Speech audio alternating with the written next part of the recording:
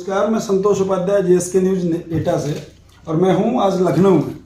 लखनऊ में लक्ष्य cancer hospital जो दुबग्गा मंडी के पास और आपका सीतापुर रोड पर पड़ता है, और यहाँ मैं हूं डॉक्टर नवल किशोर शाक्य जो फरुखाबाद से अभी प्रत्याशी थे, और इनके साथ ऐसा जो भी है कि जो अन्याय हुआ है इनके साथ, तो वो किसी से छुपा नहीं है कि इनके साथ अन्याय हुआ कि इनको इलेक्शन जानबूझ के हराया गया। ये दर्द डॉक्टर साहब का नहीं है, ये दर्द सामाजिक है, और ये समाज के सभी उन लोगों का है, उन वोटर्स का है जो वो अपने दिल में सजोए बैठे, और उसको बड़ी टीस लगती है इस चीज़ की। जब भी चुनाव की बात आती है, चुनाव परिणाम की बात आती है, तो ऐसा कहीं ना कहीं ये चर्चा का विषय बन जाता है कि डॉक्टर साहब को सिर्फ, मैं मानता हूं कि आसपास के कोई भी इलेक्शन को विषय नहीं मानते हुए, और ये चीज़ कही जाती है कि डॉक्टर साहब को तो जानबूझ के चुनाव हरा दिया। और मैं मानता हूं इतने अच्छे और दिल से लड़ाए हुए प्रत्याशी कोई नहीं थे शायद जितना डॉक्टर साहब आपको दिल से लड़ाया जनता ने। मैं लगभग, आपको समय नहीं है, और लगभग मैं 24 घंटे से यहाँ हूँ, और क्षेत्र का कोई भी व्यक्तित्व ऐसा नहीं मेरा चैनल सुनना पड़ा था कि आपके कभी भी कोई भी एक वक्तव्य या वो नहीं आया। मैं परिश्रम भी करता रहा, वहाँ भी जाऊँगा। आज पहली बार मुलाकात हुई है।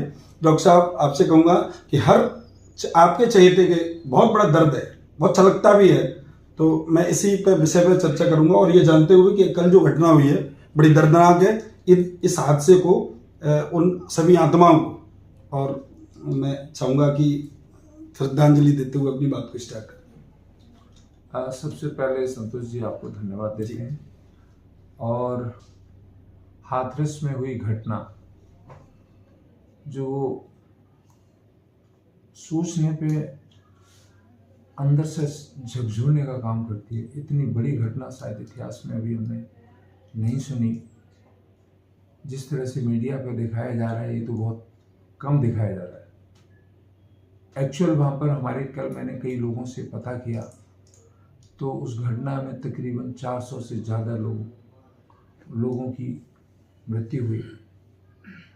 ऐसी दुखद घटना पर सबसे पहले मैं जिन लोगों के साथ अनर्थ हुआ है उनके लिए, उनकी दुखी आत्मा के लिए मैं शांति की भगवान से प्रार्थना करता हूँ, और भगवान से प्रार्थना करता हूँ कि दुखित परिवार को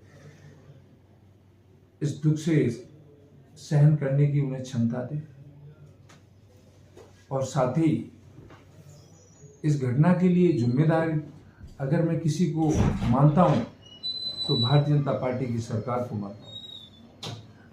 ये कोई पहला इनका कार्यक्रम नहीं था, इनका कोई पहला कार्यक्रम नहीं था। इनके हर कार्यक्रम में इसी तरह की भीड़ होती है, और इत्तेफाक से मैं तो इनके घर के पास का हूँ।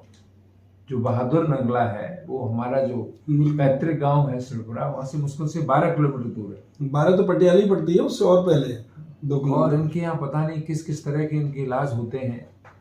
हर बीमारी का इलाज है। नल से पानी पिलाया जाता है और पानी दे दिया जाता है, और पानी से ही सारी बीमारी ठीक हो जाती है। कितने सारे इनके जो शिष्य था, उस शिष्य ने भी बगल में एक दुकान खोल रखी है। करणपुर गांव में उसकी भी एक दुकान चलती है, और इनकी भी दुकान चलती है। तो मैं तो यही कहूँगा कि इन्होंने जो भोली भाली जनता को अपने बीमारी ठीक हो जाएगी, और तमाम तरह की जो झाड़ फूस के चक्कर में और तमाम जो गलत आस्थाओं में करके जो सिस्टम किया है, उसके लिए मैं सबसे पहले सरकार को मैं इसके लिए दोषी ठहराता हूँ। जब इतनी सारी भीड़ हो रही थी तो उसके लिए क्या उचित व्यवस्था नहीं करनी चाहिए थी? हमेशा इनकी भीड़ होती है, इसलिए सबसे पहले जो डॉक्टर साहब बता दें, परमिशन थी, एसडीएम की परमिशन से ये प्रोग्राम हुआ है। और दूसरा ये भी था कि जो परमिशन इनकी आज हुई थी, और जो कि पुलिस की व्यवस्था नहीं थी वहाँ, तो इनका एक वो था कि पुलिस की, इनके खुद के एक वो होते थे कार्यकर्ता, पूरे चौक चौराहे पे जो ट्रैफिक का काम करते थे, इनके खुद के कार्यकर्ता करते थे।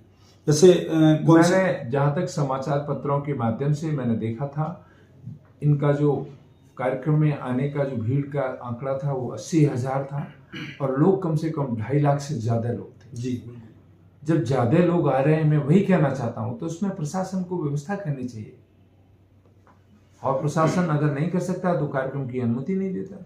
जी। अच्छा, डॉक्टर साहब का कहना है कि वहाँ प्रशासन कहीं ना कहीं अपनी ये जिम्मेदारी लेने से कहीं ना कहीं बिदक रहा है और ये और उससे भी बड़ी बात तो सुनो, उससे भी बड़ी बात अभी मीडिया में हम देख रहे हैं कि उसके आयोजक पे तो एफआईआर हो रही है, लेकिन जो बाबा जो जिसके कारण हुई उस पे कोई एफआईआर नहीं उनको हुई। बचाया जा रहा है, उनको कहीं बचाया ना कहीं बचाया जा रहा है। बेशक। अच्छा, मैं देख रहा हूँ उनके गेट पे जैसे ही घुसते पे, मेन गेट पे जैसे ही घुसे हैं तो बाबा का तो फोटो लगा हुआ है जो अभी मीडिया दिखा रही थी, और बहुत बड़ा एक कमल का चिन्ह लगा हुआ, कमल के फूल का निशान लगा हुआ। बाबा भोले है ना। जी जी, बहुत नहीं साकार साकार, हाँ भोले बाबा ही कहते साकार हैं। विश्वरी की संपूर्ण ब्रह्मांड में सदा सदा के लिए जय जयकार हो। हाँ जी जी, नारा दिया था। हाँ ये। तो मैं एक बात और कहना चाहूंगा कि यह जो भी हुआ है उसकी तो कहने की जांच चल रही है और प्रदेश के मुख्यमंत्री पहुंचे भी हैं। मैं बस यही कहना चाहूंगा, इस तरह की जो घटना हुई है उस पर मैं बहुत दुखित हूं और अपनी सारी संवेदना प्रकट करता हूं। साथ ही हम प्रशासन से ये भविष्य में चाहते हैं कि इस तरह की पुनरावृत्ति न हो, इसके लिए उचित कानून बनाने की व्यवस्था सरकार करे।